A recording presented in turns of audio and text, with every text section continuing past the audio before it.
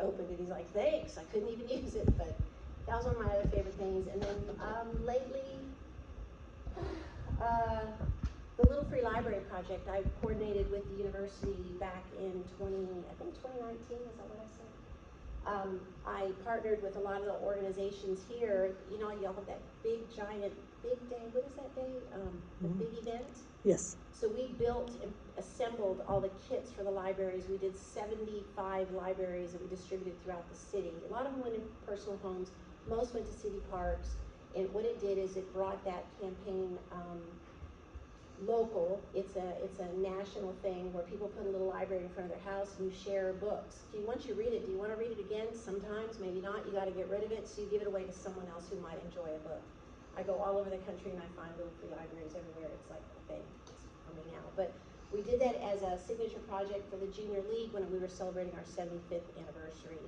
And that also took about 2 years to don't get money raised and put all those libraries everywhere. So my community work is sort of my middle name. What I've done in this city means a lot to me because I've left an imprint. My handprints are actually at Cole Park, and that I can show my grandkids that I did do something significant. I think another thing, when I worked for the Don't Mess with Texas campaign, was my previous employer. And when you go over the island, if you go to the island, you get off the causeway, get the big bridge, there's this big giant sculpture by Kent Olberg. It's a sailfish. I was able to write a grant on behalf of our local community, and we won $100,000 of landscaping from the Texas Department of Highways, not only in Robstown, but also on the island. So each place got $50,000, and that monument was, we raised the money to put that monument there. So that's been there about 40 years, I believe, and so I'm super proud of that. So as a community advocate, I believe in giving back, and I think I've done so in spades. So let's talk about HR, human resources. How many of you have a job right now as a student? Who's working? Okay. Give me some names of who you work for. Even if it's the university, that's okay. Tell me where you work. Oh, wonderful. Wonderful. I used to go there. I go to Crunch now, but where else? Oh, yeah, okay. Yeah. Where else? Chili's, okay. Food service, thank you. It's a hard business. It really took a hit during the pandemic. I think we all had to come back from the pandemic, which is like a million years ago, it feels like. Like, I don't know, I lost 3 years of my life. That's all I can tell you. I can't timestamp anything from 2020 to 2022. Just can't remember anything because we learned so much and we had to stay ahead of the curve. A lot of people don't understand what human resources. Do y'all have any understanding why we have departments like that in organizations? Does anyone have any idea of that? Ever met an HR director before? Well, usually they're the recruiters of the company that gets you the job, number one. That's number one part of the job, is finding good talent to work for that organization. The second part of it is managing the talent that you have and retaining it. So from our perspective, I work for Brookdale. We're a national company. We're located in about 600 properties nationwide. Quite a few in, I call it the retirement states. That would be Texas, California, Colorado, Arizona, Florida, because the temperature makes it more comfortable for people to live versus up north. But there's all kinds of retirement communities everywhere. We have about, I think, 44 communities like Brookdale Trinity Towers, where we have all the level of services. We're not just, people drive by and they think this whole place is a nursing home. Well, yes, it has seniors anywhere from age 62 on up, but only 2 floors have health care. That is across the street from my building, where I'm in the 19-story high-rise, and the building next to us, right next to the city library, the big public library, La Rotana, that is the health center building. First floor is memory care. We have a secure unit for those that are in the early stages of Alzheimer's or dementia, and they need to be in a safe place where they aren't going to go, I want to go home, and they get lost, right? So we have to make sure they're safe.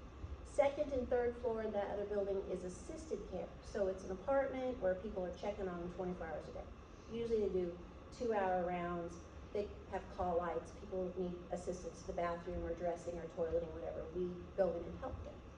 Then the 4th floor is our skilled nursing. So skilled means you've been in the hospital, something isn't working yet, you still need rehab to get strength to go back home and live your normal life. And that can be any age, honestly. We've had all kinds of ages. It takes special, well, for my seniors, they are usually Medicare eligible. They have to have a 3-night stay in the hospital, whether Medicare will kick in and start paying for so many days that they're gonna need to rehab. It's never enough. I think with Medicare costs these days, it's like anywhere from 7 to 21 days is the average stay, depending on what that person's, I always say hearts or hips, because if they've fallen, they've broken a hip, they need it replaced, they gotta get their strength back, they gotta learn how to walk again and ambulate. And if it's a heart issue, then they've got a whole different set of muscles they gotta work on, right? So depending on what their medical, the worst ones I think that stay the longest are the wound care. And wound care will be complicated with infections and their ability to recover and have the strength going on at the same time. So I've seen that personally, because my mother-in-law had that experience with us. She was a resident for about 3.5 years, and she kept falling. Falling, by the way, is the #1 cause of death for anyone over 65, if you didn't know that. Did you know that? Falls is what killed President Reagan. He didn't die of Alzheimer's, he died of a fall from a complication. I think he broke his hip and had pneumonia after that. He did not die of Alzheimer's. And a lot of people think, well, he had Alzheimer's. No, he died from a fall. I swear it was probably a horse, but he was riding those horses for a long time. But yeah, it's been an interesting, I used to tell my dad, he passed last year, he lived to 89. I said, Dad, I know more about aging than you could ever imagine. He's like, well, I'm already 89, I know everything. No, I've watched almost 4 decades of people age, which has taught me a lot about my own health.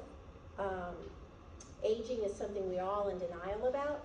None of us think we're ever gonna get old. Well, I've literally been in this job from the age of, I hate to tell my age, but from age 27, and I just turned 65. So I should be retiring, but I'm gonna max out at the 67, because if any of you are working, you'll realize you get paid more Social Security if you stay in the workforce longer.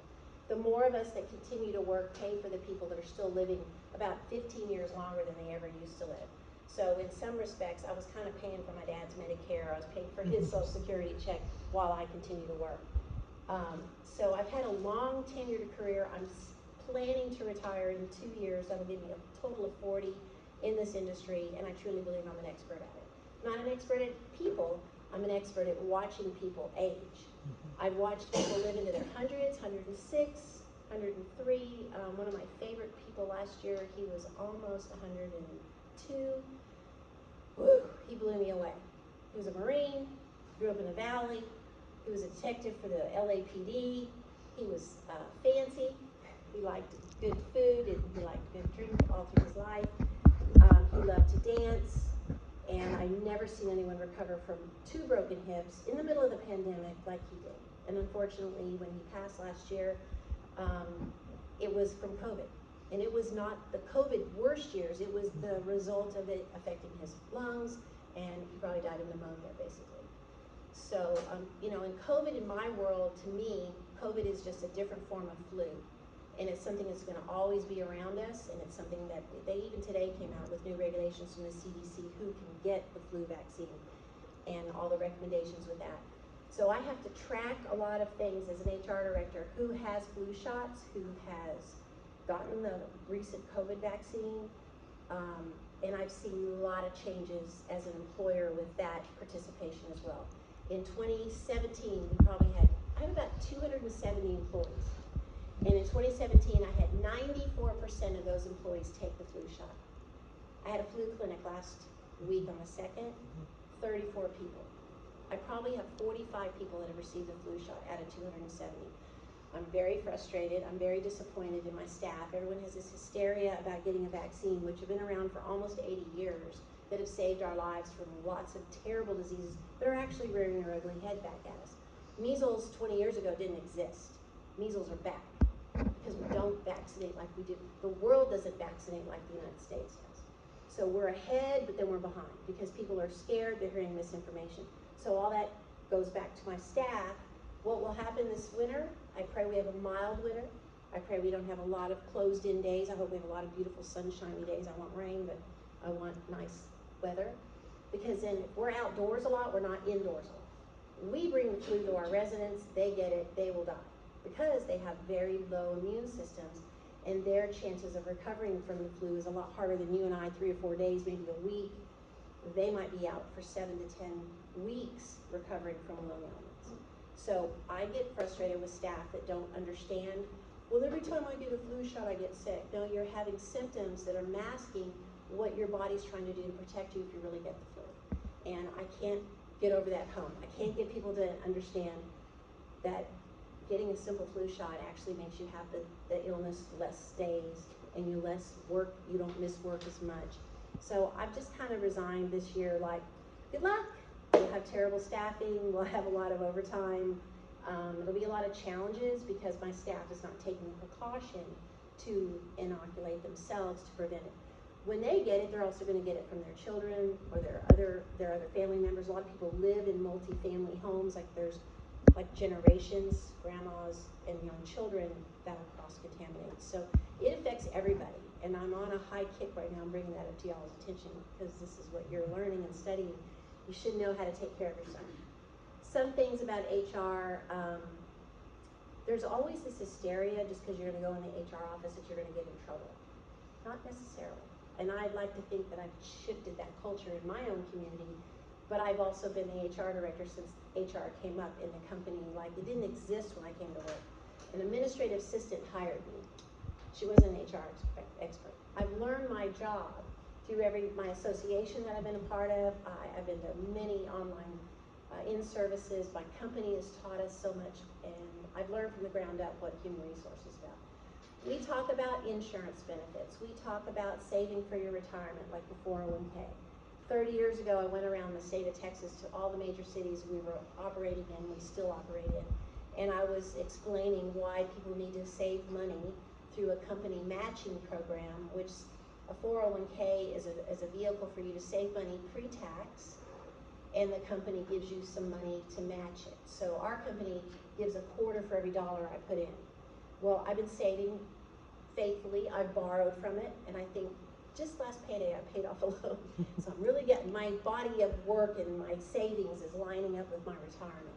So this sounds so premature for y'all to hear, but I'm trying to imprint on you how you protect your senior life by saving money and letting an employer help you save it. Now, I've been lucky. I haven't moved around. I haven't changed jobs. I've had the same job in the same position for 34 years. And in that time, I actually lost 9 years of savings because we didn't have a 401k. I can imagine I probably have another $50,000, $60,000, $70,000. If my money stayed invested well, I would have that to retire on. I lost it because I didn't have an account like that. There are other funds out there that you can get from your banks, like a Roth, an IRA Roth. It saves you a way to save and invest for your future. You can't expect Social Security to pay all your bills. I'm only going to earn like a fourth of my income when I retire. There's a reason why I don't want to retire. I still like a lot of things. I still want to travel. But saving starts with looking for employers that offer those types of benefits. Most organizations like HCAD, the hospitals, Brookdale, obviously, we are built to do those things because it's a recruiting tool to attract talent. Okay, and all of you are going to be employable when you leave college. It's just a matter of which place you go to. And you want to find an organization that has a healthy benefit package, and what is it going to cost you to pick up that benefit? If I wasn't insuring my retired husband, my monthly medical premium would be $32 a month. It's 16 bucks a payday. You cannot get that in the marketplace. You guys are probably going to go through the first probably 15 years of your life without insurance, which is scary. And that's not good. You need to find an organization that's going to offer that benefit, and you learn about that benefit, and you talk to the HR people. There's benefit specialists, there's injury specialists, there's all kinds of, I'm a generalist. So anything that relates to an employee, I'm going to have an understanding of how to guide you through it. Now, luckily for me, I have an organization that we have a corporate team, and they help us educate everybody. They have all the pamphlets and the mailings and stuff come to my home. It makes it easy for me to understand what I'm picking. But a lot of people don't understand it, and they need someone to explain it. And I'm happy to do that all the time with my staff. One of the things people don't like about human resources is we're probably aware we're going to meet with your manager and discuss performance. What do you think that might entail? Being told you didn't do the job right, correct? or you're not the right person for the job. You're not meeting the expectations of the position, your performance. Your attendance is probably going to be the biggest factor in your success. If you show up to school, you better show up to work. And I said this once in a recruitment fair. I think I was on a panel of 6 of us, and I remember asking, the first thing I had said when I introduced myself was, can you just show up? Just show up to work. I actually had someone hired today. Did he show up? Did he call me? No. Rejected. I'll never hire him again. There's such a poor work ethic in society these days. It's very difficult for employers to retain people. How do I find the right people? Some of it is if I see someone in a resume and show me they're leaving an employer every 3 months. Now look, in school it's different because sometimes it's like scheduling and working out how many hours you can work somewhere. But be loyal to somebody when you get a really good job and look for opportunities for your growth. Are you able to move up in the organization? Those are things that are going to attract you. But human resources in general is, on some branch of it, we're trying to protect the company's liabilities. Liabilities for injuries, liabilities for improper hiring, asking the wrong questions. Like, we can't come up and ask, like, how old are you? I shared freely how old I was, and no one knew when I got hired how old I was. But we can't ask you anything about your age, your race, your ethnicity. You guys, we can't go there. No employer should be asking you that. They should be asking you about your availability and what you're looking for in an employer and what you bring to the table. So there's a lot that comes with this job. It's very complex and it's very interesting. Today, after I want to go back maybe a decade, was the first day I received a letter from Herman & Herman. Who's that? Personal injury lawyer. Former employee of ours filed a lawsuit, or if they've got a letter, so they're trying to do some exploratory and see what Brookdale's going to say and respond, because she got injured on the job in 2024, but in 2025 she was fired for sleeping on the job. So why do you think she's sitting at this lawyer's office? Probably the termination for something she did. When she's responsible for administering medication to an overnight set of residents on a floor with about 15 residents, and she slept 7 of the 8 hours she was scheduled to work. Slept. Completely asleep. Couldn't wake her up. And when we did wake her up, she barely did rounds, and so I had grounds for termination. It was a very good termination. I'm proud of the termination. She should have been gone like 3 years ago, but she was injured, and we took care of her, and we paid all the medical bills. And she was released from medical care. I was reviewing the third party. We use like a third party medical examiner to take in all the tests, and this one report will shut this lawsuit down that quick. As soon as I scan it up tomorrow, I promise you there'll be no lawsuit. Because we did everything. We didn't hurt this employee. She has a physical condition that probably is complicated by the activity that she did in her daily life and in the job she was in. Certified nurse aides have the toughest job, I think, in healthcare, because they're physically moving and transitioning people. And when you use poor body mechanics, or your body can't take multiple physical things and you're not in good shape, you could be subject to injury. So I think they're barking up a tree, like, I'm aggravated because, again, it's been 8 months or 7 months since we terminated her, and she had an injury that was over a year and a half ago, maybe almost 2 years ago. She's had different issues. So that was the first thing. What timing today I come in to speak about ethics and the legalities of companies with healthcare staff. I envision what AI and robotics are going to offer us in the future. They're going to replace CNAs eventually. I really do believe that. It may be 2020, maybe 2050, but they'll be and put someone down. I don't know. People don't even like Hoyers, so I don't know how that's going to go over. But I would probably trust a mechanical thing to pick me up than a human, because I'm worried about hurting a human, because I might not be able to be fake management. So that's the biggest risk this company that we face. But I haven't had a claim or had any issues in years because I haven't had that many injuries. This year, to date, I gotta knock off some wood or something, this looks like fake wood.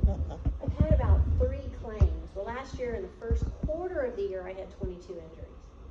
So a lot of injuries occur because people are not focused on what they're doing, they're not paying attention, careless errors. We have a lot of lifting incidents that occur, so people have to really be careful about their own personal body mechanics and how they perform a lift, how they stand and how they use their lower trunk to actually move humans. But this year we're having a good year making up for last year. A lot of paperwork, not a lot of serious injuries, but mostly strains and sprains. And it does aggravate people. It does make them feel like they can't really do the full scope of the job when they're limited to what they can and can't do. So we try to navigate them through that wellness period, and they get back to work and they do the job. In fact, in this case with this young woman, we actually even transitioned her out of direct care and only to do med passes. Well, what is involved in a med pass? Take your pill, Mrs. Smith, here's some water, and let me document it. It's a step down from an LVN, but I took her away from the lifting and the strains, and I felt like that was a really good transition. It's a shame she couldn't stay away. That is the problem. Attendance, poor performance, and how we manage people is probably the biggest challenge for HR directors. For me personally, I like to see high morale. I like to appreciate people. I like to walk up to them and let them be seen and be, I know I spend a good deal of time. We spend about 4 days training all of our nursing and direct care staff. It's extensive, and we cover everything from the body to body mechanics, how you understand the aging systems, understanding Alzheimer's and dementia. There's just a tremendous amount of training that we put in front of our staff the first 4 days. So we get to know each other. I go in and out. I'm also facilitating the training, but I'm also learning about these people that are coming to work for us, because we need to build relationships, because the trust, we're in the trust business. Someone says, here, Grandpa, we're gonna move you in here. We want you to be okay. We're gonna let these people take care of you. How do you think that goes? The family's in there somewhere, right? Who complains the most? Is it the resident or the family? You're not taking care of my dad. You're not answering every single time it just goes on. Have you ever been a patient anywhere in a hospital? Yeah. And you have to wait for them to come to you, because you're not the only person on the floor. But there's this mentality out there that you're the only one in the building, that you're the first person that they should go to when you're taking care of someone else on the toilet. So there's a lot of demand for this business. It takes a lot of patience, but we are literally in the trust business. We're asking people to trust us with their loved ones. It's been interesting. My assistant's mom, she's been my right-hand man for 17 years. Her mom is aged along with us. She's 85. She was out doing some canvassing, involved with her church, and she was walking at 85 without her walker. She fell.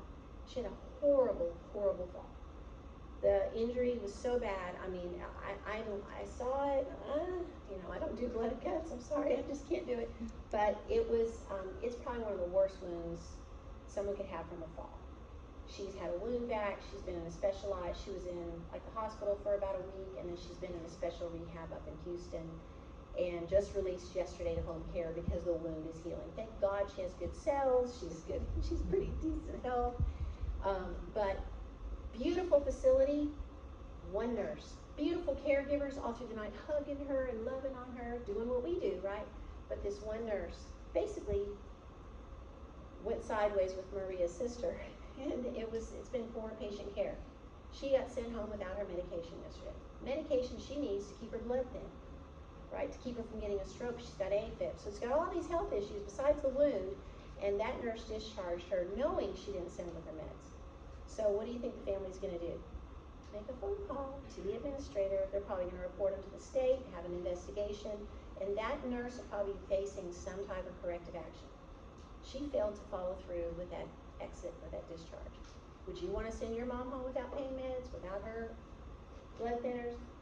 That's irresponsible health care. So if that were in our facility, we'd have a full-blown investigation. That employee would be on suspension. There'd be a lot going on because of the actions that person took. She gave biased care. She took out her anger on the daughter, on the mother. Daughter's not the patient, the mother is. Who suffered? The mother. So that's where this all ripples out. And every relationship you have matters. How you interact with people matters. How respectful you are matters. Because there'll be consequences if you don't. Now, how you talk and draw it around with your friends and do stuff, that's different. But when you walk into an organization, you put on a name badge and you're representing that company, you need to be respectful to the clients and the people that you're serving. You need to be respectful to the people that you work with. There's a lot of communication. I realize it's sort of a simple, silly little thought, but the other day, I can't do my job without certain people that I need them to, including the candidate that I'm trying to hire. Great example I can give you. I have a gal, sweet message, she's so eager, I think she's a student, I don't know where, I don't know that it's here, but she left this great message, and I just really would love to, I've done the research, I've gone on your website, I'm excited, Brookdale looks like a great place to work, I'm excited. I've sent her everything that I can, because we've now moved to Oracle for all our recruiting. It's been 3 months, I think my blood pressure's up because of the new program that I think you couldn't change 2 more years, but no, we got a whole new system. So I sent her everything, the links. She's having trouble, can't figure it out. I asked her, please go to the Brookdale website, go to our careers tab, put in your email, look for Corpus Christi, Texas, look for Brookdale Trinity Towers, because there's 3 communities in our area. She's failing, she can't get through.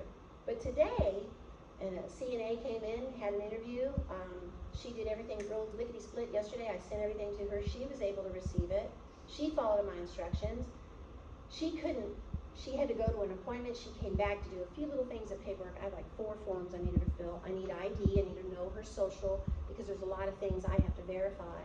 Her certification that she's certified in Texas, make sure she's on the misconduct registry. And within a matter of 15 minutes, I sent her an offer letter. She got her criminal history information sent in, her, we call it sensitive information, but it's like your social and your date of birth. She got that done. Literally lickety split. She was in my office as scheduled at 3:30 because I told her I get my kids to university, I do during. And I said, you're going to be very successful here. You're going to know how to follow instructions. If she can follow my hiring steps, she's going to be a great employee on the floor. She's coming in as a CNA. She's in school to go on to be a nurse, which is what I want every CNA to do. No one should stop at CNA or LVN. You need to go all the way to RN, and you need to keep going further. Nurse practitioner, keep going. You make more money. And you're more valuable to this community because we have very few doctors left in this town. I don't know if y'all realize that. I'm now hunting, my doctors are getting old, they're about to retire. Even my regular OBG doctor's like, I can't find a doctor, he's been practicing here 45 years. So we need to be aware, not only do we have a water supply issue, we have a physician issue. So nurse practitioners are opening their own practices, and that's where I'm heading. I've actually gotten approved, I think, yesterday. But that's all stressful. If it's stressful for me, and I've been in this game a long time, it's gotta be stressful for someone that's never navigated these waters before. But as an employee, there's certain things I just wanna imprint on y'all. Remember that you have to work as a team, wherever you work. You gotta communicate, you gotta say what you can't do, what you did do, and where you need help. I've done an exercise once when I was in leadership. We all did a lot of team building exercises, and one time we were put in this place. We're on the ground, but we pretended like we were in a boat. And how are we going to get across this fake water? Well, the only way we could do it is through communication and how we were going to do it effectively. So we had to come up with what did we need to move the boat from this point to that point. And someone went, well, we need an oar. Well, if you don't ask for it, you don't get it. If you don't ask for it, you won't have it. If you need help, you have to ask. It doesn't diminish that you don't have knowledge, that you don't know what you're doing. Well, how did you get this job? People always try to put people down when they ask a question. That is the stupidest mentality. Sorry I said that, but that's how I feel. Why would you ask if you don't know? That's how you get help. That's how you get assistance. I use myself as an example. Since June 23rd, well, actually, let me go back. July 2nd, when I walked back, because June 23rd was our start date with Oracle. This is our systems to hire, to manage employees. You go and get a flu shot, I gotta put it in the system so I can run reports. So I have data. This is all our data systems. It took over our hiring, our employment base, and our procurement, which is how we pay our bills. Oracle's based out of Austin, Texas. I know exactly where that building is. If I could go throw a brick in the glass window today, I would like, seamless, make my job easier, it's 15 times harder. I know eventually it's gonna get better and all the kinks are gonna get worked out because there's so many little things that are blocking the way. But for 3 months, I've been challenged with hiring tasks, maintaining data, running reports, and my systems aren't working. Even today, it was just, it's like waiting for some, what is that, buffering? It was like, I'm done. I'm so glad I could be here because I was ready to jump off. I'm out. But you have to be able to adapt. You have to be able to be quick on your feet and be willing to learn new things. I'm an old fart, okay? I've been in this business a long time, and I'm having to learn my job all over. It has been a challenge every single day for the last 90 and a half days. I literally, if you visually could just see me with my keyboard doing this, it's a cordless keyboard too, go, because I'm hitting a brick wall, not being able to do my job effectively. But why I had this little epiphany is like, how can I do my job? I can't do it without you. I don't have a reason to be at my job if I didn't have employees. My job is to go up and tell an employee. I did the other day, I had a maintenance guy. He's the quietest cat, super nice guy, gets everything done. He's probably got the most experience out of the whole team. And I pulled him aside and I said, I want you to know you're noticed. I see you. You're amazing. You're quiet. You're humble. And you do a great job. And in case someone didn't tell you, I'm telling you, and I hope it matters. And he smiled and smirked a little bit. And I said, you're worth hearing that. Because you come in every day. He never calls off. I don't even think he takes a vacation day. If he does, it's like around the holidays. He's very reliable. He's the unsung hero of our building. And no one ever says anything about him. I don't hear anyone chattering about him. So sometimes the HR director just has to go up and say, I see you. You're amazing. You're awesome. Or you have these little programs called kudos cards, and I make little goodie bags, like someone raided the vending machine and they have everything they need in there, all kinds of goodies. And the cards go up about what we thank them for what they did. It could be just being kind to a resident when they were really down and out, lost a spouse or something. But just the idea that we can show an immediate gratification to someone, just let them know, we see you, we thank you, we're glad you're here. I hope you cannot go work somewhere for just a paycheck. There'll be nothing in your soul. You've got to go work somewhere where you feel it, where you smell it, where you taste it. And you walk away at the end of the day like, I did a good job. Because if someone doesn't tell you, you better tell yourself. Because no one might not. Your manager might not care. They're too worried about keeping their numbers right and you doing your job, right? Make sure you show up and that you have what you need to do your job. But just have pride in what you do, whatever avenue you take in healthcare, have pride in it, be respectful, have an expectation of your employer to educate you, to keep you in step with their changes, because it's been like I'm climbing a hill every single day. And I know these systems are gonna work out eventually. I've been through enough of them. I hate to even tell you, when I came to work, I didn't even have a computer. I had a typewriter that had a computer component to it. Again, 1987, when did the internet come out? 1996, I was sitting in this university, half this campus wasn't here, and they were telling us about the World Wide Web. 1996, what's coming? You're in it, it's been passing us by, going lightning speed. In the next 2 to 3 years, it's gonna go even faster. I'm excited that you're even entertaining taking care of other humans, whatever that looks like for you, because it's the greatest job you'll ever have. I don't physically go, you heard me, blood and guts, I can't do it. But I take care of the people that take care of the people that live in our building. My grandmother's been a resident, my mother-in-law's been a resident, and I've had many, many, many, many close friends in all these organizations call me, I gotta do something with my dad, I gotta do something with my mom, and they live at Trinity Towers. And it's been a great experience. Go for a large organization. Sometimes you might feel like a little fish in a big pond, but you gotta work your way up. And you're the only person that's gonna make it happen. And it's been an honor and a privilege to be in front of you. I don't know if you have any questions. I was just rambling on, but any questions? Yes, sir. Do you offer any entry-level positions or HR internships? For HR? Mm-hmm. Unfortunately, I don't. I tried a few years back. I really did. We will do certain internships for administrator and training. We've been successful. I've seen some people really fly. had a young woman who did that, and she ended up becoming a business manager in Arizona at one of our properties, and she's still there, and she was a graduate and the leader of the health organization here too. I was really proud. HSA. We've had some shining stars. We don't have a huge pairing, but what I do hire is a lot of students that are going to school and they need a side hustle. They need to work and have a living. I can always hire servers in our independent living. And what you learn is to learn how to communicate with people. They're like opening up a book, or I guess now a program, I don't know what we're late with, but the people that have lived 70, 80, 90 years on this earth are amazing, and they have so much to tell you about what it was like me telling you, well, I didn't have a computer. It's so hard to imagine that we now have. I have to remind my husband, this is a computer in your hand. Do not leave it in the sun. He just doesn't get it. But we've come so far with technology. It's going to be interesting how our lives change. I don't see it changing the human-to-human contact. We ought to take care of each other. But my hope for AI is that we figure out how we cure diseases. You've seen, I've been in Diabetes Association. I did that 10 years. Alzheimer's, 10 years. My brother had Alzheimer's. No family history. I still don't understand how my brother, but I think I've kind of figured it out. Recently, sleep apnea has been a big uptick, and my brother had a lot of sleep apnea, snored horribly, had the whole thing. I'm still trying to figure that Inspire thing, like, well, how does that work?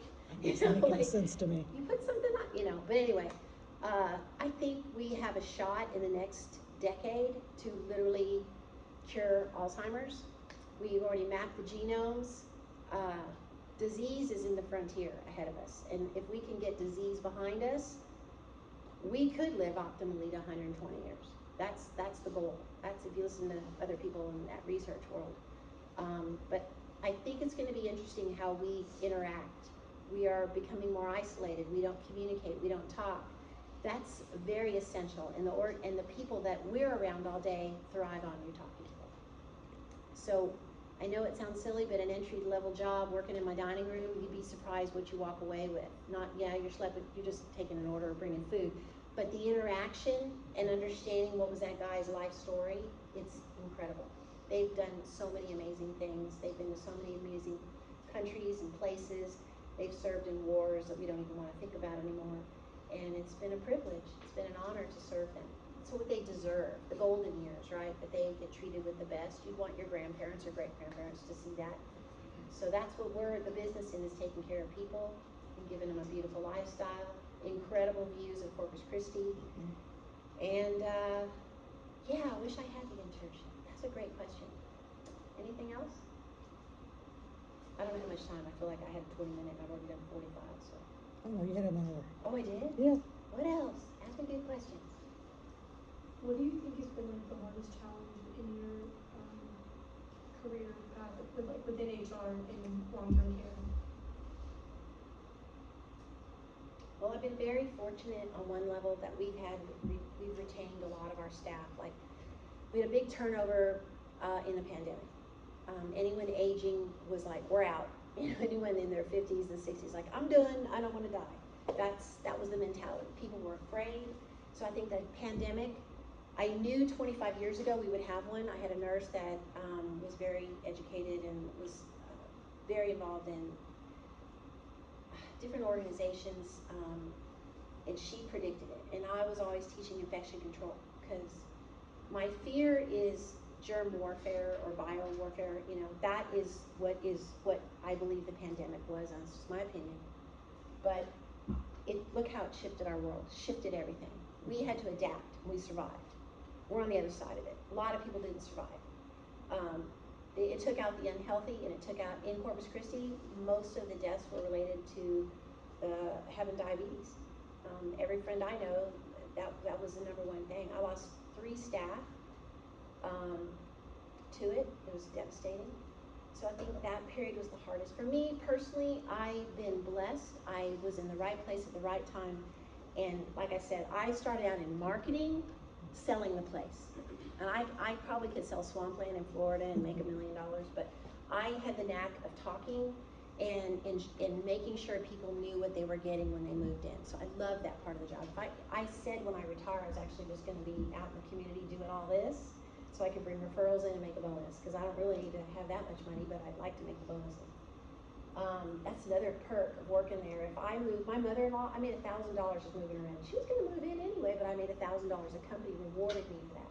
If I recruit, and I can't recruit, but if you work for us and you had 3 friends that wanted to work, doesn't matter what job, if they're part-time, if you make $250 in 3 months. If they're full-time, you make $500. Doesn't have to be the same lane you're in. They could be a server, a housekeeper, they could be a cook. So that's a recruitment of putting money in people's pocket. I'd rather give it to you than the internet, but word of mouth. I think for me, a challenge has been, right now, honestly, Oracle. Technology. Oh, technology. You love it, you hate it. It's just a huge transition, and I'm with 45 other thousand people trying to do it well. And I'm like one of probably 18 HR directors in the company, and I'm maybe 40, because a lot of business managers, they have business office managers. We have a lot of models that are just assisted living properties. So just imagine a building that's just assisted living. They don't have long-term care. They don't have independent. We have it all, okay? So that makes my job more complex because I have different jobs to fill. But long-term care has been easy peasy as far as the staff, because once they get in, they've been in other nursing homes, they've been in other organizations, and they love our company. They love what we do for them. So that's been the easy part, retaining our staff. It was tough getting people to come back to work. There was like the ghosting. I mean, you think a date's gonna ghost you? Wait till an employee ghosts you. It's crushing. Today I'm crushed. I'm like, what did I do? I'm playing the whole room set up and 5 people and no one shows. I'm crushed. I'm calling, how's it going? Emailing, I can't wait to meet you. I mean, I give you everything I have for the next 7 days. And then you don't call? It's the rudest thing. I'm personally affected by that, I guess. Like, I make all the effort. I can't imagine if I were just a jerk and how people would get along. You know, like, you can't have a jerky person in the HR role. And I will share with you personal experience, like, I've had the hardest 2.5 years of my entire life. Part of it is just the age that I'm at. But I lost my daughter to suicide 2.5 years ago, mental health. That's why I'm on this public defender's board. And roughly about 2.5 months ago, my stepson committed suicide. He also suffered from schizophrenia. So the disease of mental illness is on the, like, I've done disease, I've done hearts, I've done all brains. I'm back to brains with mental health. Mental health is a challenge. I'll give you another example. This was difficult Friday. We're not supposed to know what's wrong when you go out sick, take a leave of absence, get better, hope you're feeling better, come back to work when you can. That's kind of the rule of thumb, right? Because we don't need to get into all the detail. Well, I had an employee get corrective action for failing to perform some of the tasks in her job. And all she could hear when the conversation was being held was up to termination. And when she heard the word termination, her ears started ringing and she stopped listening.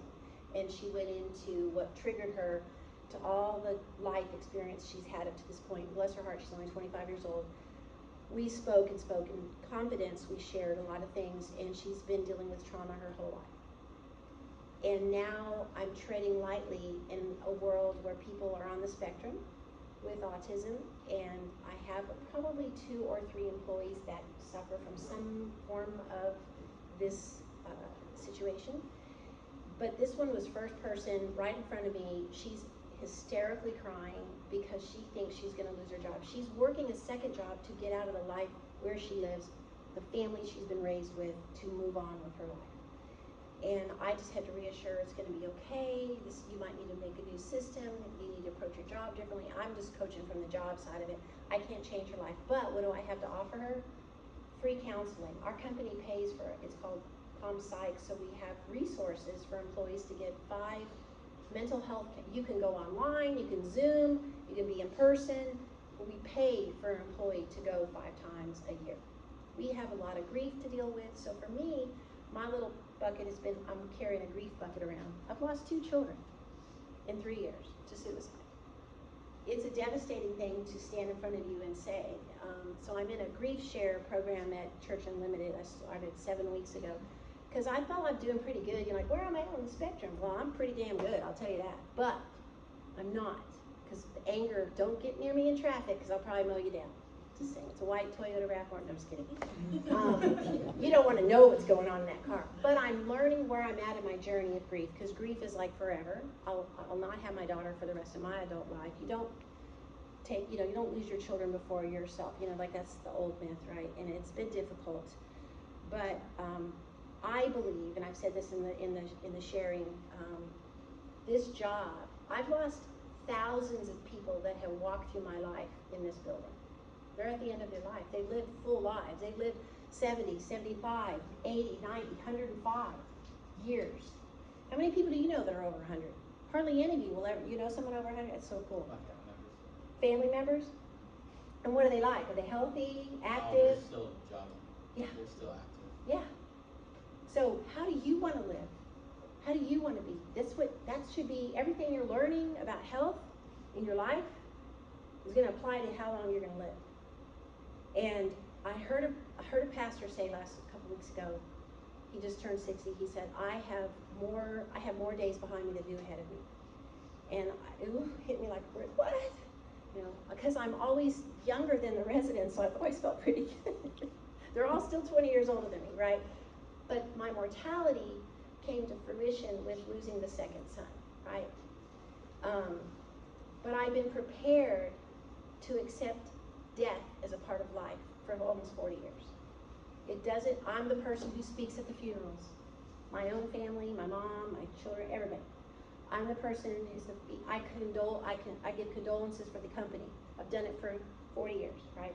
Telling people I'm so sorry, I'm the one bringing the food. I've done this so many times. So for it to happen to me, it was hard. But actually it's been okay because I'm not stuck in grief.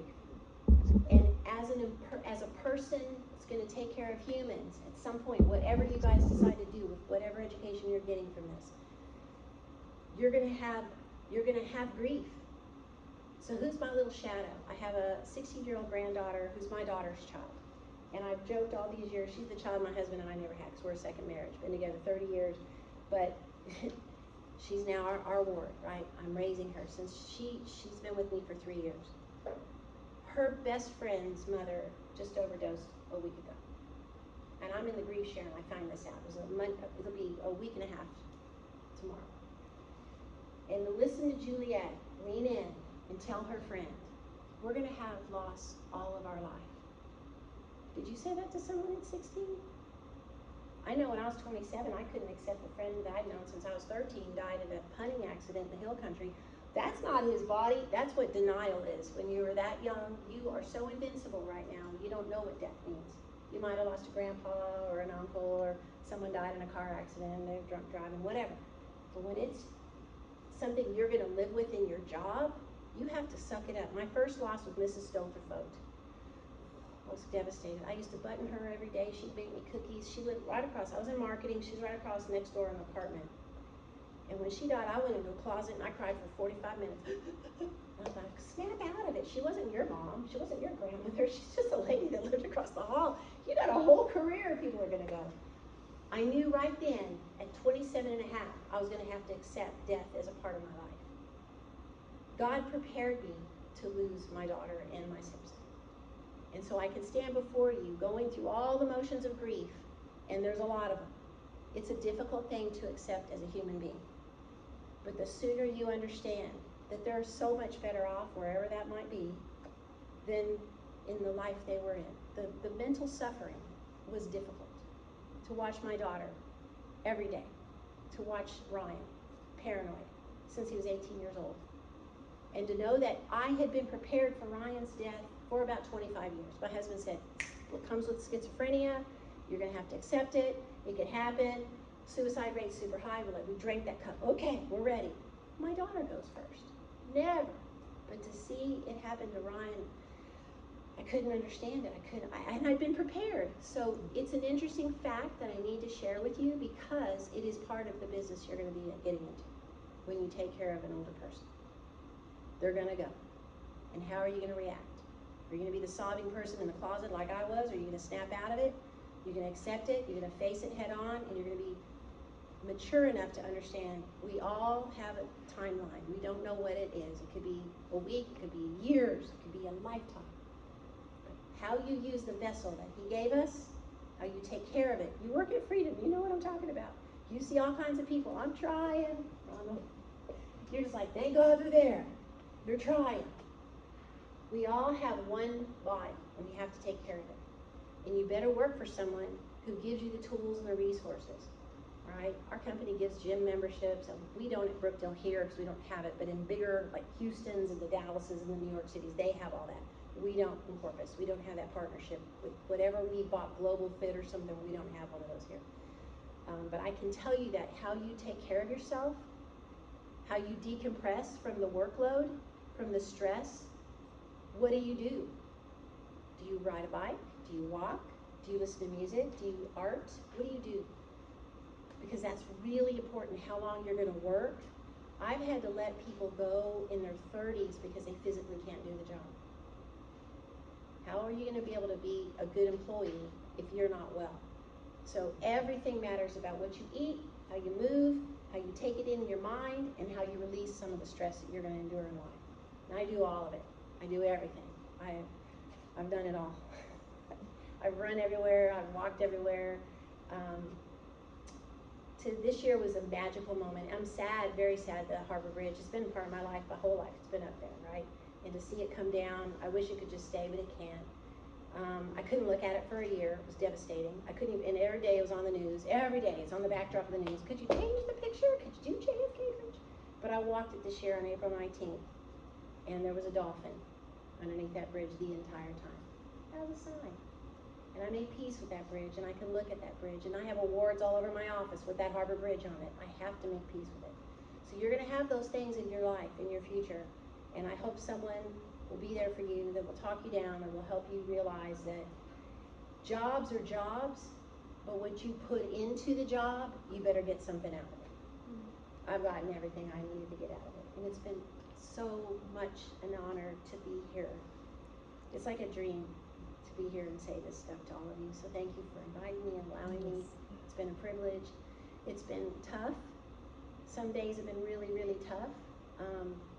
But most days it's been pretty amazing. I'll give you my last statement. I'm walking down the hall to the dining room.